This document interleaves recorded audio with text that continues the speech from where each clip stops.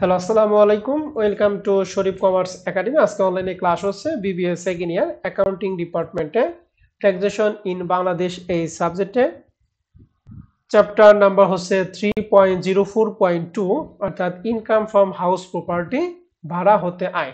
এই চ্যাপ্টার আজকে হচ্ছে আমাদের ফার্স্ট লেকচার। আজকে আমরা ইনকাম ফ্রম হাউস প্রপার্টি এই চ্যাপ্টারে বেসিক আলোচনা করব, এরপর এখান থেকে দুই একটা অঙ্ক দেখব। তো ভাড়া হতে আয়, এক্ষেত্রে আমরা এইটাকে তিনটা ফরম্যাটে ভাগ করছি। এখানে প্রশ্ন হয় টোটাল তিনটা। প্রথম ফরম্যাটে লেখা আছে ভাড়া হতে আয় নির্ণয় করো, 2 নাম্বার ফরম্যাটে লেখা আছে বিনিয়োগের উপর কর রেওয়াত নির্ণয় করো, এবং 3 নাম্বার লেখা আছে কর রেওয়াত, আর 3 নাম্বার আছে কর দায় বের করো। মূলত এই চ্যাপ্টার যখন পার্ট সিতে আসবে তখন তোমার ভাড়া হতে আয় নির্ণয় করতে হবে, বিনিয়োগের উপর কর রেওয়াত করতে হবে এবং কর দায়ও বের করতে হবে। আর যখন পার্ট বিতে আসবে শুধুমাত্র ফরম্যাট 1 নাম্বারটাই আসবে। তার মানে এখন আমাদের প্রশ্ন হচ্ছে আমরা কয়টা করবো? আমরা তিনটা জিনিসই করব। ফরম্যাট 1 করব, 2 করব, 3 করব। কারণ এই ফরম্যাট থেকে কিছু কিছু সময় পার্ট বিতে আসে, আবার কিছু কিছু সময় পার্ট সিতে আসে। এখন এই চ্যাপ্টার উপর আমরা একটা অ্যানালাইসিস দিছি, দেখতেছি 2017 থেকে 2023 সাল পর্যন্ত একটা অ্যানালাইসিস দিছি। তো 2017 সালে এই চ্যাপ্টার থেকে পার্ট সিতে একটা প্রশ্ন, 2018 সালে পার্ট বিতে একটা, 19 সালে পার্ট বিতে একটা, 20 সালে পার্ট সিতে একটা, 21 সালে পার্ট বিতে একটা, 22 সালে পার্ট সিতে একটা, 23 সালে কোনো প্রশ্ন হয় নাই। তাহলে তোমরা পরীক্ষা দিও 2024-এ। 2024 সালে এই চ্যাপ্টার থেকে পার্ট সিতে একটা প্রশ্ন থাকবে। ঠিক আছে, 2024-এ এই চ্যাপ্টার থেকে কি থাকবে বলো দেখি? পার্ট সিতে একটা প্রশ্ন থাকবে। আর যদি ভাগ্য ভালো থাকে তাহলে পার্ট বিতেও আসতে পারে। তবে যে কোনো যদি পার্ট বিতে আসে তাহলে পার্ট সিতে আসবে না, আর যদি পার্ট সিতে আসে তাহলে পার্ট বিতে আসবে না। কথাই ক্লিয়ার? জি স্যার, ক্লিয়ার। এখন আসি, তাহলে এই চ্যাপ্টারের প্রথমে আমাকে বেসিক আলোচনা করব, সেটা একটু আসি। হ্যাঁ, এখানে লেখা আছে যে কোনো চ্যাপ্টারে, এই যে আজকে থেকে আমরা ট্যাক্স শুরু করলাম, এই ট্যাক্সের ক্ষেত্রে যে কোনো চ্যাপ্টারের ক্ষেত্রে যে কোনো অঙ্ক করার ক্ষেত্রে আমাদের শুরুতেই 4টা লাইন লিখতে হবে। এই লাইনটা আমরা একটু ভালো করে দেখব। প্রথমে লেখা আছে করদাতার নাম, অর্থাৎ যে কর দিবে তার নামটা এখানে লিখবো, অর্থাৎ কোম্পানির নামটা আমরা এখানে লিখবো। এরপরে আয় বর্ষ দিতে হয় এবং কর বর্ষ দিতে হয়। আয় বর্ষ হচ্ছে যে বছর তুমি আয় করবা সেটাকে বলা হয় আয় বর্ষ, আর যে বছর আয় করবা ঠিক তার পরবর্তী বছরকে বলা হবে কর বর্ষ। তাহলে আয় বর্ষ এবং কর বর্ষটা তোমাদের পরীক্ষার জন্য ফিক্সড। তোমাদের জন্য আয় বর্ষ কর বর্ষ হবে 23-24, আর কর বর্ষ হবে 24-25। এই দুইটা হচ্ছে তোমাদের ইয়ারের জন্য ফিক্সড। আর এর আগের বার মানে এবার 2023-এ যারা পরীক্ষা দেয় তাদের জন্য ছিল 22-23, 23-24। এই আয় বর্ষ কর বর্ষটা প্রতি বছর কি হয়? চেঞ্জ হয়। মানে ব্যাচ ভেদে আয় বর্ষ কর বর্ষটা কি চেঞ্জ হয়ে যায়। তাহলে তোমাদের জন্য আয় বর্ষ কর বর্ষ কত কত একটু বলো তো দেখি। 2023 থেকে 2024, আর আয় বর্ষ 2024 থেকে 2025। ওকে, কর বর্ষ 2024 থেকে 2025, এই দুইটা কিন্তু ফিক্সড। প্রশ্নের মধ্যে যে ডেট মন চাই ওই ডেট থাকুক, তোমাদের জন্য আয় বর্ষ কর বর্ষ দুইটা ফিক্সড। এরপর লেখা আছে ভাড়া হতে মোট আয় নির্ণয়। আমরা যেহেতু আজকে ভাড়া হতে করবো এই জন্য এখানে লিখছি ভাড়া হতে। আগামীকাল করব সিকিউরিটি খাত, তারপরে করবো ব্যবসা খাত, তারপরে করবো কৃষি খাত। যখন যে খাত করবো ওই খাতের নামটা এখানে সুন্দর করে লিখে দিব। ঠিক আছে? জি স্যার। এরপর আমরা দাগ কাটবো আয়ের খাত ও বিবরণ, টাকা টাকা। এখন আমরা কোন খাত করতেছি? ভাড়া হতে, এই জন্য লিখছি ভাড়া হতে আয়। আর ভাড়া হতে আয়ের ধারা হচ্ছে 35 থেকে 39। এই ধারাটা আপনাকে 100% মনে রাখতে হবে। তাহলে ভাড়া খাতের আয় হচ্ছে 35 থেকে কত বলো দেখি? 39। 39। এটা আপনাকে মনে রাখতে হবে। অঙ্ক করার জন্য যেমন নিয়মগুলো মনে রাখতে হয়, ঠিক ভাড়া হতে আয়ের ক্ষেত্রে ধারাগুলো আমাদের মনে রাখতে হবে। তাহলে ভাড়া হতে আয়ের ধারা হচ্ছে 35 থেকে কত? 39। 39। এখন ভাড়া হতে আয় নির্ণয়টা কিভাবে করবো? ভাড়া হতে আয় নির্ণয় করার জন্য প্রথম স্টেপটা হচ্ছে বার্ষিক মূল্য নির্ণয় করা। কি মূল্য নির্ণয় করব? বার্ষিক মূল্য। বার্ষিক মূল্য। এখন এই বার্ষিক মূল্য কিভাবে নির্ণয় করব? বার্ষিক মূল্য নির্ণয় করব দুইটার সাথে কম্পেয়ার করে। এক, প্রকৃত ভাড়া, 2, পৌর মূল্য। প্রকৃত ভাড়াটা বের করার নিয়ম হচ্ছে প্রাপ্ত ভাড়া, অর্থাৎ বাড়ি ভাড়া দিয়ে যে টাকা পাবে সেটাকে বলো প্রাপ্ত ভাড়া। এই প্রাপ্ত ভাড়ার সাথে যোগ করব উৎসে কর্তৃত কর, অর্থাৎ উৎসে কর কর্তন। উৎসে কর কর্তন জিনিসটা কি? যেখানে আয় হবে সেখান থেকে যদি ট্যাক্সটার সাথে সাথে কেটে রাখে সেটাকে বলা হয় উৎসে কর কর্তন, অর্থাৎ যখনই আয় তখনই ট্যাক্স কেটে রাখা। যেমন ব্যাংকের ক্ষেত্রে আমরা যদি কোনো টাকা রাখি, ব্যাংক যে ইন্টারেস্ট দেয় সে কিন্তু ট্যাক্স কাটার পর আপনাকে টাকা দেয়। তাহলে এটা হচ্ছে ওয়ান কাইন্ড অফ উৎসকর কর্তন। এখন এই উৎসকর কর্তনটা রেট হচ্ছে 5%। তাহলে উৎসকর কর্তনের বের করার নিয়ম হচ্ছে দুইটা। একটা হলো লেখা আছে যে শুধুমাত্র বাণিজ্যিক ক্ষেত্রে 5% প্রযোজ্য, অর্থাৎ প্রাপ্ত ভাড়াকে 5 দ্বারা গুণ করবো আর 95 দ্বারা কি করে ভাগ করবো। আরেকটা নিয়ম আছে যে যদি ভাড়া যদি উৎসকর কর্তন করার পরে দেয় তাহলে সেক্ষেত্রে প্রাপ্ত ভাড়াকে 100 দ্বারা গুণ 95 দ্বারা ভাগ। তাহলে প্রথমটা হচ্ছে যদি শুধুমাত্র 5% কর 5% করের কথা বলে, মানে উৎসকর কর্তনের কথা বলা থাকে, তখন এটা 5/100%। আর যদি বলে ভাড়া উৎসকর কর্তন করার পরে ভাড়াটা দিছে, অর্থাৎ সরকারকে ট্যাক্স কাটার পরে যে টাকাটা ওই টাকাটা বাড়াই ভাড়া পাইছে, তখন সেক্ষেত্রে আমাকে টাকাটা মোট টাকায় কনভার্ট করতে হবে। এর জন্য প্রাপ্ত ভাড়াকে 95 দ্বারা ভাগ করব আর মোট টাকা মানে কি 100 দ্বারা গুণ করব। তাহলে এটা হলো নর্মাল ক্ষেত্রে। আর 100/95টা কখন? উৎসকর কর্তন করার পরে যদি ভাড়া দেয় তাহলে সেক্ষেত্রে 100/95। আর নর্মাল ক্ষেত্রে কত বলো দেখি? 5/95। এখন আসি এই উৎসকর কর্তনটা যে সবসময় ধরতে হবে এমন কোনো কথা নাই। বাড়ি ভাড়াটা দিয়ে হয় দুইটা উদ্দেশ্যে, এক আবাসিক, দুই বাণিজ্যিক। আবাসিক মানে হচ্ছে বাসা ভাড়ার জন্য, আর বাণিজ্যিক মানে কি ব্যবসা প্রতিষ্ঠানকে দেওয়া হয়। এখন উৎসকর কর্তনটা করব তখনই শুধুমাত্র যদি বাণিজ্যিক উদ্দেশ্যে ভাড়া দেয়, তাহলে সেক্ষেত্রে উৎসকর কর্তন করতে হবে। আর আবাসিক উদ্দেশ্যে যদি দেয় তাহলে উৎসকর কর্তন করার দরকার নাই। কথায় ক্লিয়ার? জি স্যার। ওকে, তাহলে প্রাপ্ত ভাড়ার সাথে উৎসকর কর্তন করব কখন? আবাসিক নাকি বাণিজ্যিক হলে? উৎসব কর্তৃক স্যার বাণিজ্যিক ক্ষেত্রে করব। বাণিজ্যিক ক্ষেত্রে। এবার আসি ভাড়াটিয়া কর্তৃক বহনকৃত বাড়ি করো, অর্থাৎ যে ভাড়া থাকে সে যদি বাড়ির কোনো খরচ বহন করে তাহলে সেটা প্রাপ্ত ভাড়ার সাথে আমরা কি করব? যোগ করব। আর মালিক কর্তৃক বহনকৃত ভাড়াটিয়ার খরচ, অর্থাৎ মালিক যদি ভাড়াটিয়ার কোনো খরচ পরিশোধ করে দেয় তাহলে সেটা আমরা কি করব? বিয়োগ করব। তাহলে প্রাপ্ত ভাড়ার সাথে এই তিনটা যোগ বিয়োগ করে যেটা হবে তার নাম হচ্ছে প্রকৃত ভাড়া। তাহলে প্রকৃত ভাড়া করা স্টেপটা কি? প্রাপ্ত ভাড়ার সাথে কি যোগ করবো আমরা? বাণিজ্যিক উদ্দেশ্যে দিলে উৎসকর কর্তন, আর আবাসিক দিলে উৎসকর কর্তন করা দরকার নাই। ভাড়াটিয়া যদি কোনো খরচ বহন করে তাহলে সেটা কি করব? যোগ করব। আর মালিক যদি কোনো কিছু দেয় তাহলে সেটা কি? বিয়োগ করব। বিয়োগ। তাহলে এই চারটা যোগ বিয়োগ করে আমাদের হবে কি? প্রকৃত ভাড়া। এরপরে 2 নাম্বারটা হচ্ছে খ নাম্বার দিব পৌর মূল্য বা মিউনিসিপাল মূল্য, যেটাকে পৌরসভার একটা চার্জ আছে। এই পৌর মূল্যটাকে প্রশ্নে উল্লেখ থাকবে, 10 লাখ 5 লাখ লেখা থাকবে। তাহলে পৌর মূল্য টাকা। এখন বার্ষিক মূল্য ব্র্যাকেটে লেখা আছে বড়টি, অর্থাৎ প্রকৃত ভাড়া যা এবং পৌর মূল্য এই দুইটার মধ্যে যে টাকাটা বড় সেটাই আমাদের কি হবে বলো দেখি? বার্ষিক মূল্য। ঠিক আছে?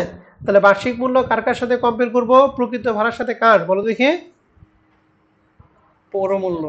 তাহলে দুইটার মধ্যে কমটা নিব না বড়টা নিব? বড়টা। তাহলে হলো বার্ষিক মূল্য। এবার বার্ষিক মূল্য 2 নাম্বার স্টেপটা হচ্ছে ভাড়ার মূল্য। আর ভাড়া মূল্য কিভাবে করব? বার্ষিক মূল্যের সাথে চারটা জিনিস কাজ করবে। এক, অগ্রিম ভাড়া। যদি ভাড়াটির কাছ থেকে যদি কোনো অগ্রিম ভাড়া নেওয়া হয় তাহলে সেটা আমরা যোগ করব। 2, অগ্রিম ভাড়া ব্যতীত সম্পদ হতে অন্য কোনো প্রাপ্তি। অগ্রিম ভাড়া বাদে সম্পদ থেকে যদি অন্য কোনো প্রাপ্তি হয় তাহলে সেটাও কি? যোগ। বিয়োগ করব হচ্ছে পূর্ববর্তী কোনো আয় বর্ষে প্রাপ্ত অগ্রিম ভাড়া সমন্বয়, অর্থাৎ আগে অগ্রিম ভাড়া নিয়েছিল সেটা বর্তমান বছরে যদি সমন্বয় করা হয় তাহলে সেটা আমরা কি করব? বিয়োগ করব। যেমন অগ্রিম ভাড়া নিলে যেমন যোগ করি, তাহলে অগ্রিম ভাড়া যখন সমন্বয় করবো সেটা কি করব? বিয়োগ করব। আর এই চারটার মধ্যে সবচেয়ে ইম্পর্টেন্ট হচ্ছে শূন্যতা ভাতা। এটা প্রত্যেক প্রশ্নে এখানে থাকবেই।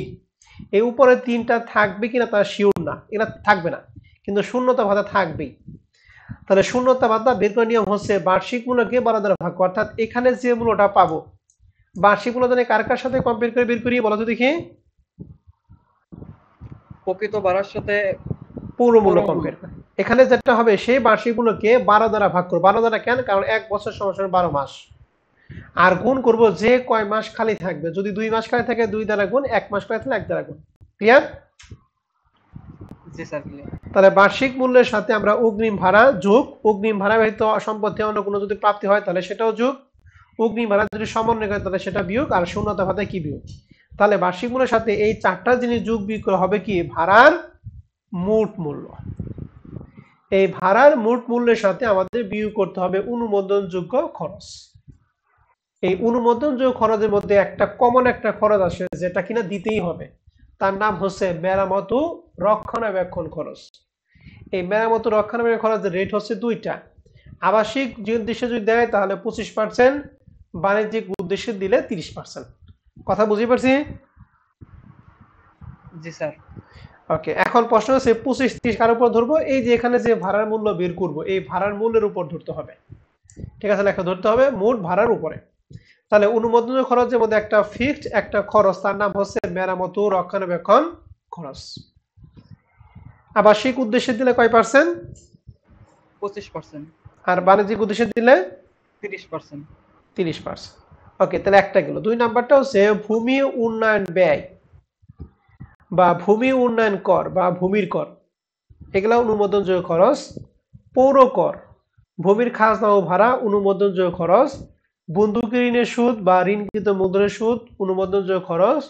অগ্নি বীমা প্রিমিয়াম, গৃহের বীমা খরচ এবং বীমা প্রিমিয়াম, এগুলো হচ্ছে অনুমোদনযোগ্য খরচ। এই নিচের আইটেমগুলো আপনাকে মনে রাখতে হবে। তাহলে এই মোট ভাড়া মূল্য থেকে অনুমোদনযোগ্য খরচ যদি বাদ দেই তাহলে আমরা যেটা পাবো তার নাম হচ্ছে ভাড়া হতে মোট আয়। এই ভাড়া হতে মোট আয়টাই হচ্ছে আমাদের এই প্রশ্নের মেন অ্যান্সার। এখন তাহলে এই যে শখটা আমরা পড়াইলাম, এই ফরম্যাটটা যদি আপনি আজকে বসে যদি এটা পড়তে পারেন, আজকে কালকে বসে যদি এটা মনে রাখতে পারেন, তাহলে মনে করবেন এই চাপের আপনি যে কোনো অঙ্কই পারবেন। আর যদি মনে না রাখা পারেন, এখন তো পারবেন না, ভবিষ্যতে আর পারবেন না, এটা মনে রাখেন। তাহলে আমরা এই শখটা আরেকবার পড়বো, পড়ার পরে আমরা অঙ্ক শুরু করব, ঠিক আছে? এবার এই শখটা আমার সাথে পড়বেন, সবাই আমার সাথে কথা বলবেন, হ্যাঁ? এই যে অনুবন্ধন খরচের মধ্যে যে মেরামত রক্ষণাবেক্ষণ খরচ আমরা দিলাম, আবাসিক উদ্দেশ্যে 25, বাণিজ্যিক উদ্দেশ্যে কত? 30। তাহলে এই মেরামত রক্ষণাবেক্ষণ খরচ মানে বাড়িটি পরিচালনার জন্য যে ধরনের খরচগুলি হয়, কি কি খরচ? নিচে লেখা আছে। মেরামত রক্ষণাবেক্ষণ খরচের মধ্যে থাকে ভাড়া আদায় খরচ, আইন খরচ, মেরামত খরচ, দারোয়ানের বেতন, পাম্পম্যানের বেতন, পানির খরচ, লিফটম্যানের বেতন এবং বিদ্যুৎ খরচ। এই কয়েকটা খরচ হচ্ছে মেরামত ও রক্ষণাবেক্ষণ খরচের মধ্যে অন্তর্ভুক্ত। তাই মনে রাখবেন, এই সমস্ত খরচ যদি প্রশ্নে দেওয়া থাকে তাহলে এগুলা সরাসরি বাদ। এগুলা পরিবর্তে আবাসিক দিলে 25%, বাণিজ্যিক দিলে কয় পার্সেন্ট বলা যদি দেখি? 30%। তাহলে মনে রাখেন এই সমস্ত খরচ যদি কখনো প্রশ্নে থাকে তাহলে এগুলো কি আনবো নাকি কাটা দিব প্রশ্ন থেকে? এগুলা দেখার সাথে সাথে কি কাটা, কারণ এগুলোর পরিবর্তে আমরা যে 25 বা 30% নিব। কথা কি বুঝতে পারছি? তাহলে এই মেরামত রক্ষণাবেক্ষণ খরচ এর আওতাভুক্ত খরচগুলো কি কি আরেকবার একটু পড়ি।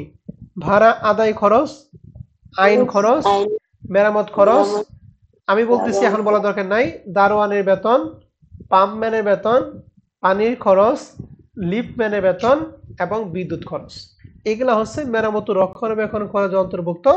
অতএব এগুলা যদি প্রশ্নে থাকে তাহলে এগুলা সরাসরি কাটা, এগুলার কোনো কাজ আমাদের প্রশ্নে নাই। ওকে, এবার আসি 2 নম্বর সমন্বয়টা। বাড়িটি যদি বাণিজ্যিক উদ্দেশ্যে ভাড়া দেওয়া হয়, উৎসে কর্তৃত্ব কর কর্তন করতে হবে, অর্থাৎ ব্যবসা বা প্রতিষ্ঠান বা বিশ্ববিদ্যালয় বা বেসরকারি হাসপাতালের ক্ষেত্রে প্রযোজ্য হবে, কিন্তু আবাসিক উদ্দেশ্যে দিলে প্রযোজ্য হবে না। অর্থাৎ উৎসে কর্তনটা কি আবাসিক দিলে হবে নাকি বাণিজ্যিক দিলে হবে? বাণিজ্যিক দিলে হবে, যেটা অলরেডি আমরা পড়ে আসছি। তাহলে 1 নাম্বার রুট আমরা পড়লাম, 2 নাম্বার রুটও পড়লাম, 3 নাম্বার রুটটা খুব ইম্পর্টেন্ট। লেখা আছে মূলধন জাতীয় ব্যয় অনুমোদনযোগ্য খরচের মধ্যে আসবে না। মূলধন জাতীয় ব্যয় মানে স্থায়ী সম্পদ। তাহলে মূলধন জাতীয় ব্যয় কি কি? বৈদ্যুতিক স্থাপন ব্যয়। বৈদ্যুতিক স্থাপন ব্যয় মানে যে খাম্বা মিটার টিটার এগুলো না। বাড়ির সম্প্রসারণ খরচ, গৃহীত ঋণ, ঋণের কিস্তি, ঋণের সুদ না কিন্তু, ঋণের কিস্তি, স্থায়ী সম্পত্তি ক্রয়, নিচতলার পরিবর্তন খরচ, এই সমস্ত খরচ হলো মূলধন জাতীয় ব্যয়। এগুলা দেখার সাথে সাথে আমরা কেটে দিব, মানে এগুলা প্রশ্নের মধ্যে কোথাও আসবে না। কথা বুঝতে পারছি? জি স্যার। তার মানে এই যে 1 নাম্বার সমন্বয় যে এগুলো আসছে এগুলো প্রশ্নের দেখার সাথে সাথে কেটে দিব। 3 নাম্বারে যে আইটেমগুলো আছে এগুলো দেখার সাথে সাথে কি কেটে দিব। এই দুইটার একটাও আমাদের অঙ্ক করার ক্ষেত্রে কোনো প্রভাব পড়বে না। বুঝা গেছে? জি স্যার। তাহলে মূলধন জাতীয় ব্যয়গুলো আমি আবার একটু দেখাইতেছি। প্রথমে বৈদ্যুতিক সংস্থান ব্যয়, বাড়ির সম্প্রসারণ ব্যয়, গৃহীত ঋণ, ঋণের কিস্তি, স্থায়ী সম্পত্তি ক্রয়, নিস্তালা পরিবর্তন খরচ। এই কয়েকটা খরচ হলো মূলধন জাতীয় ব্যয়, এগুলা অনুমোদনযোগ্য খরচের মধ্যে আসবে না। ক্লিয়ার? তাহলে আজকে আমরা কি পড়লাম? আজকে আমরা ভাড়া হতে আয় এই সফটটা পড়লাম, আর ভাড়া হতে আয়ের যে 3টা নোট আছে এই নোটটা আমরা পড়লাম, আর মাঝখানে যেগুলো আছে এগুলো আমরা আগামী ক্লাসে করাবো, আজকে আমরা করাবো। তাহলে এইটুকুই হচ্ছে আপনাদের পড়া। যতটুকু পড়লাম অতটুকুর মধ্যে আমরা একটা অঙ্ক করব। কথা বুঝতে পারছি? জি স্যার। এবার আসেন আমরা একটা অঙ্ক শুরু করব। প্রথম প্রবলেম 1, যেটা 2019 সালে অ্যাকাউন্টিং ডিপার্টমেন্ট আইছিল, পার্ট বি। তো প্রশ্নটা লেখা আছে কি, জনাব রুমেল একজন প্রাইভেট কলেজের সহকারী অধ্যাপক। তার বাড্ডা একটি বাড়ি আছে যা থেকে তিনি প্রতি মাসে 16,000 টাকা ভাড়া পান। তাহলে এক মাসে ভাড়া পান 16, তাহলে অঙ্ক করব কি 1 বছর, তাহলে 16,000 কত দ্বারা গুণ করব? 12 দ্বারা। এটা হলো প্রাপ্ত ভাড়া। এই প্রাপ্ত ভাড়ার সাথে আমরা কাজ করি উৎসকর কর্তন, ভাড়াটিয়া যদি কোনো খরচ দেয় এবং মালিক যদি কোনো খরচ দেয়, এগুলা যদি থাকে তাহলে যোগ বিয়োগ, না থাকলে এইটাই ভাড়ার মূল্য। প্রশ্ন লেখা আছে বাড়িটির পৌর মূল্য 2 লাখ। এই যে বলছিলাম না পৌর মূল্য সবসময় দেওয়া থাকবে, দেওয়া আছে কত? 2 লক্ষ। 2 লক্ষ দুই টাকা। লক্ষ। বলছে যে 22-23 আয় বছরে গৃহ খাত হতে নিম্নোক্ত খরচগুলো সম্পন্ন হয়। খরচগুলোর মধ্যে প্রথম লেখা আছে মেরামত খরচ। আচ্ছা বলেন যদি কি মেরামত খরচ কি এটা আসবে, নাকি এগুলা পরিবর্তে 25 বা 30% দিব? 25 বা 30% দিব। তাহলে এই মেরামত খরচটা আসবে না, এটা মেরামত খরচে অন্তর্ভুক্ত, অতএব এটা বাদ। পুরো করে কি মেরামত খরচ নাকি অনুমোদনযোগ্য খরচ?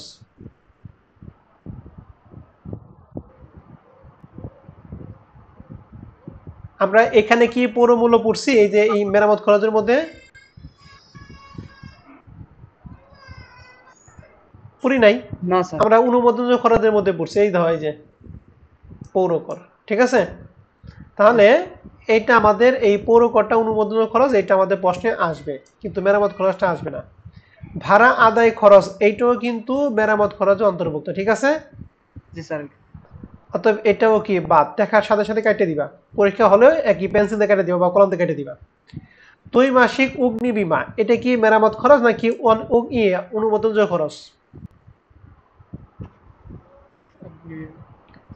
এটা অনুমোদনযোগ্য খরচ, মানে এটা অঙ্কের মধ্যে আসবে, আর মেরামত খরচ যেটা সেটা আসবে না। ঋণকৃত তহবিলের সুদ মানে ঋণের সুদ, এটা অনুমোদনযোগ্য খরচ। আর বাড়িটি বছরে 1 মাস কি ছিল? খালি। তাহলে খালি মানে কি শূন্যতা ভাতা। এখন প্রশ্নে বলছে 24-25 কর নির্ধারণী বছরে ভাড়া হতে মোট আয় নির্ণয় করো। তাহলে 24 বছর কর বর্ষ, তাহলে ভাড়া হতে মোট আয় নির্ণয় করবো। তাহলে অঙ্কটা সমাধান করার জন্য প্রথমে লিখছি করদাতার নাম জনাব রুবেল, আয় বর্ষ কর বর্ষ তোমাদের জন্য কি ফিক্সড, ঠিক আছে? এরপর আমরা লিখছি ভাড়া হতে মোট আয়, বিবরণ টাকা টাকা। ভাড়া হতে আয়ের ধারা কত? 35 থেকে 39। তাহলে 35 থেকে 39, এটা কিন্তু ফিক্সড, এটা কিন্তু চেঞ্জ করবা না। কারণ এইটার মধ্যে প্রথমে আমরা দিলাম প্রকৃত ভাড়া, ভাড়ার মূল্যের মধ্যে বের করি প্রকৃত ভাড়া। এখন প্রকৃত প্রাপ্ত ভাড়ার সাথে আমাদের কোনো কাজ নাই, এই জন্য সরাসরি লিখছি ভাড়ার মূল্য 16,000-কে প্রতি মাসে 12, বছরে 12 মাস, এই জন্য 12 দ্বারা গুণ করেছে 1,92,000। এরপরে সরাসরি পৌরমূল্য। পৌরমূল্য আমাদের প্রশ্ন ছিল 2 লাখ, তাহলে এখানে 2 লাখ। মানে বার্ষিক মূল্য কি দুইটার মধ্যে বড়টা না ছোটটা? বড়টা। তাহলে 1,92,000 এবং 2 লাখের মধ্যে বড় হচ্ছে 2 লাখ, এই জন্য 2 লাখ টাকা আমরা দিছি শেষের করে। হ্যাঁ, তাহলে বার্ষিক মূল্য ব্র্যাকেটে লিখছি কি বড়টি। বার্ষিক মূল্য কি ক্লিয়ার? জি স্যার ক্লিয়ার। বার্ষিক মূল্যের সাথে আমরা 4টা সময়ের কাজ করি, এই 4টা সময়ের মধ্যে একটা আছে, সেটা কি শূন্যতা ভাতা। তারপর লিখছি বাদ শূন্যতা ভাতা 2 লাখ টাকাকে 1 বছর সমান সমান 12 দ্বারা ভাগ করছি, আর 1 মাস খালি ছিল যে 1 দ্বারা কি করছি গুণ করছি। কথা বোঝা গেছে? জি স্যার। তাহলে হয়েছে 16,600 কত 67 টাকা। তাহলে 2 লাখ থেকে 16,667 যদি বাদ দিই, তাহলে মোট ভাড়ার মূল্য পেলাম 1,83,333 টাকা। দেন তো কারো কোনো সমস্যা আছে কিনা মোট ভাড়ার মূল্য পর্যন্ত?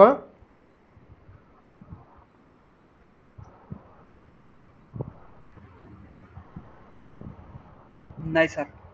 যদি কোনো কথা না বলেন ধরে নিয়ে হবে যে সে বুঝতে পারছেন, তার নিজের দোষ কিন্তু নিজের উপর নিতে হবে, আর যদি কথা বলেন তাহলে তার পরিপ্রেক্ষিতে অ্যান্সার দিয়ে হবে।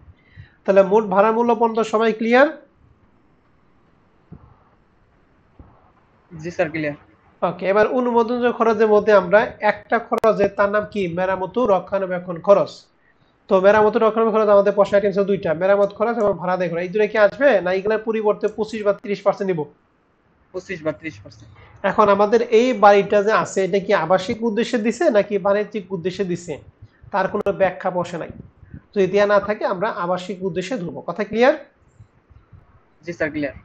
তাহলে আবাসিক উদ্দেশ্যে মানে 25%। তাহলে আমাদের এই যে মোট ভাড়া মূল্য পাইছি 1,83,333, এর উপর 25%, 45,833 টাকা মেরামত ও রক্ষণাবেক্ষণ খরচ। ক্লিয়ার সবাই?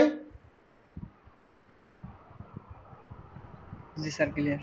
তাহলে মেরামত খরচ এই 45,833 টাকা দেওয়ার কথা, মানে এই 44,000 টাকা কাজ শেষ, এই 6,000 টাকা কাজ কি শেষ।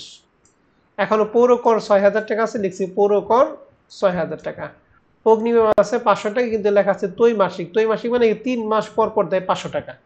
তাহলে বছরে যদি 12 মাস হয় তাহলে কয় মাস, কয়বার দিব বছরে? 4 বার। 4 বার। এর জন্য 500 কে 4 দ্বারা গুণ করে হচ্ছে 2,000 টাকা। ক্লিয়ার? আর এটা আছে ঋণকৃত তহবিলের সুদ 13,000, যে 13,000 টাকা দিচ্ছে, আর কিছু নাই। তাহলে এই চারটা যোগ করেছে 66,833 টাকা। তাহলে 1,83,333 থেকে 66,833 যদি বাদ দেই, তাহলে বাড়া হতে মোট আয় পেলাম 1,16,000 কত 500 টাকা। বোঝা গেছে? যদি জি কারো স্যার। কোনো সমস্যা থাকে আমার সাথে কথা বলতে পারো, হ্যাঁ, এই অঙ্কে নিয়ে যদি কারো কোনো প্রশ্ন থাকে।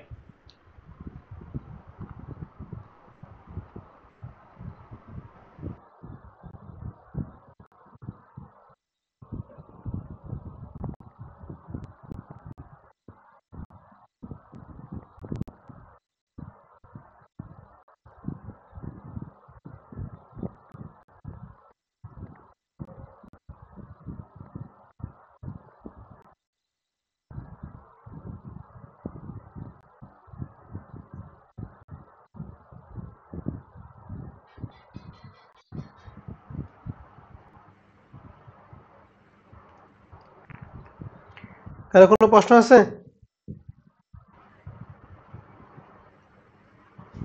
না স্যার, নাই। ওকে, এখন এই ট্যাক্সের অঙ্ক করার ক্ষেত্রে আমাদের কিছু নোট দিতে হবে। এই প্রত্যেকটা অঙ্কে 2-1টা নোট দিবেন। এই নোটের মধ্যে কোনটার জন্য দিবেন তা আমি বলে দেই। যেমন এখানে আমরা কি 25% ধরছি নাকি 30% ধরছি মেরামত রক্ষণাবেক্ষণ খরচ? 25%। 25%। তাহলে এই জন্য নোট লিখছি, আবাসিক উদ্দেশ্যে ভাড়া দিয়ে মোট ভাড়ার মূল্যে 25% মেরামত রক্ষণাবেক্ষণ খরচ হিসেবে কি ধরা হলো। ঠিক আছে? আর এখানে এই দুইটা আইটেম আই নাই, মেরামত খরচ ও ভাড়া আদায় খরচ। কেন আই নাই? কারণ এই দুইটা কার মধ্যে অন্তর্ভুক্ত? মেরামত খরচ ও রক্ষণাবেক্ষণ খরচের মধ্যে না? জি। এই জন্য লিখছি মেরামত খরচ এবং ভাড়া আদায় খরচ মেরামত ও রক্ষণাবেক্ষণ খরচে অন্তর্ভুক্ত। যা লিখতে চান তাহলে যা বিবেচনা করা হয়নি, তাই বিবেচনা করা হয়নি। ঠিক আছে? জি স্যার। তাহলে এই পুরো একটা অঙ্ক, 1 নম্বর অঙ্কের মধ্যে যদি আপনাদের যদি কারো কোনো প্রশ্ন থাকে, এই যে এইটুকু করবেন 4টা নাম্বার। অতএব একটু ভালো করে দেখেন, যদি কারো কোনো আইটেম নিয়ে যদি কোনো কনফিউশন থাকে বা কোনো প্রশ্ন থাকে আপনি আমার সাথে কথা বলতে পারেন।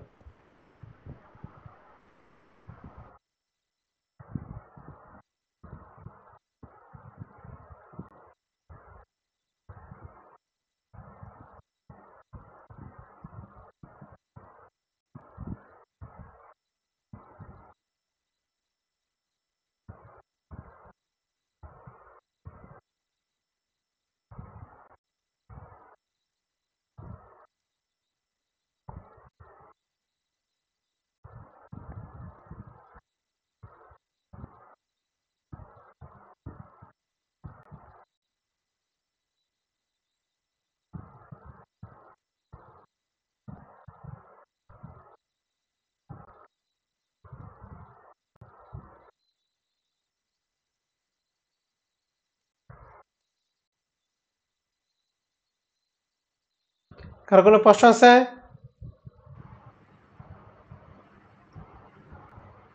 নাই স্যার। নাই।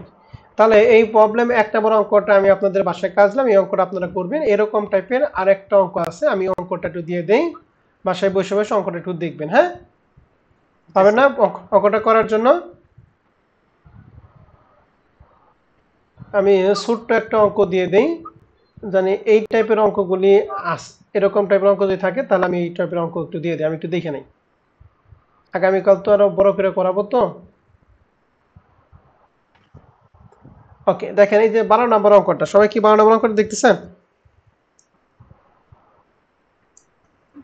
জি স্যার দেখতেছি। ওকে, 12 নম্বর অঙ্কটা হলো, এটা আমার নিছিল কমার্স পাবলিকেশনের বই থেকে।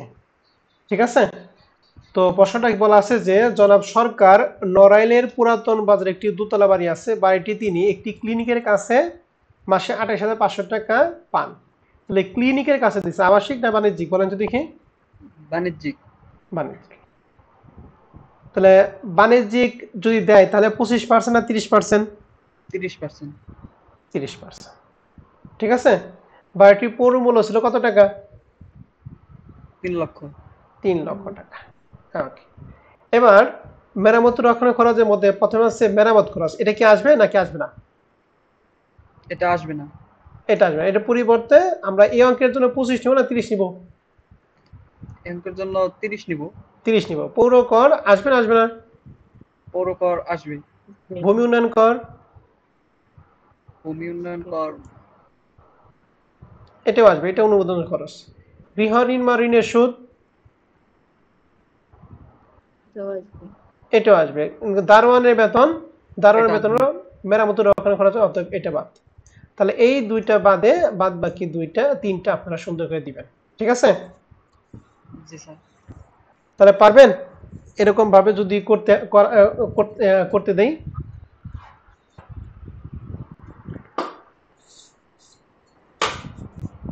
জি স্যার পারবো। পারবেন? তাহলে এখানে ক্লিনিকের কাছে দিছে 28,500 টাকা, কি 1 মাসে না? জি স্যার 1 মাস। তাহলে এটাকে যখন আমরা বাৎসরিক বের করব তখন কয় দ্বারা গুণ করব? 12 দ্বারা। 12 দ্বারা গুণ করতে হবে। কথা কি বুঝছেন না বুঝেন নাই? জি স্যার বুঝছি। দেখেন তো এই অঙ্কে কারো কোনো সমস্যা আছে কিনা?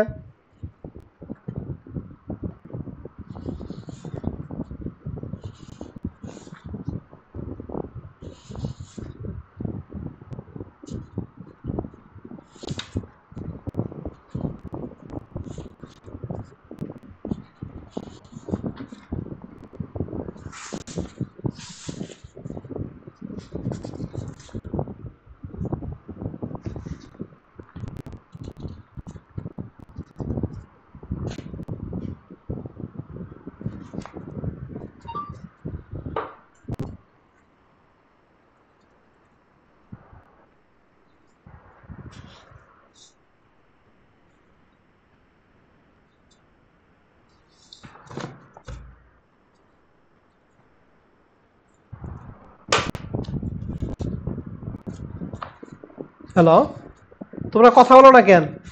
এটা তো এই লক্ষণ কিন্তু খুব বাজে লক্ষণ। হ্যাঁ, স্যার কথা আমার বলতে প্রবলেম হবে, নাই। ঝটপট চটপট কথা বলতে হবে, তোমরা কথাই বলো না, এটা খুব খারাপ লক্ষণ। সমস্যা আছে স্যার বলে দেন, সমস্যা নাই স্যার বলে সমস্যা নাই, ঝটপট বলতে হবে। মুখের থেকে যদি কথায় বের না হয় তাহলে তো অঙ্ক করতে পারবো না।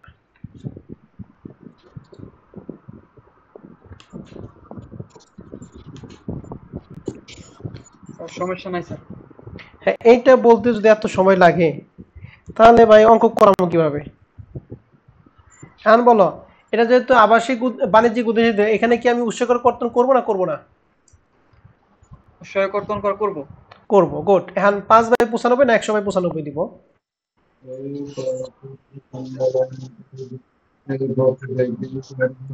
এই কার্জন এখানে শব্দ হচ্ছে, মিউট করো।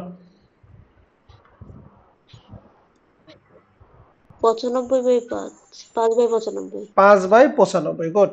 আর যদি উৎসকর কর্তন করার পর দিত তাহলে 100/95 হইতো। 95। তাহলে 28,500-কে আমরা 5/95 করে যা হবে এটা নাম দিব উৎসকর কর্তন। ঠিক আছে, তাহলে ভাড়ার মূল্যের সাথে উৎসকর কর্তনটা আমরা কি করব? যোগ করব। ঠিক আছে, তাহলে 12 নম্বর অঙ্কটা আপনারা বাসা থেকে করে পাবেন না? জি স্যার। আপনাদের দুইটা কাজ থাকবে, এক প্রবলেম 12, দুই হচ্ছে প্রবলেম 1। এই দুইটা অঙ্ক করে আগামী ক্লাসে আপনারা বাসায় কাজ জমা দিবেন এবং আপনাদের নেক্সট ক্লাস হবে কালকেই।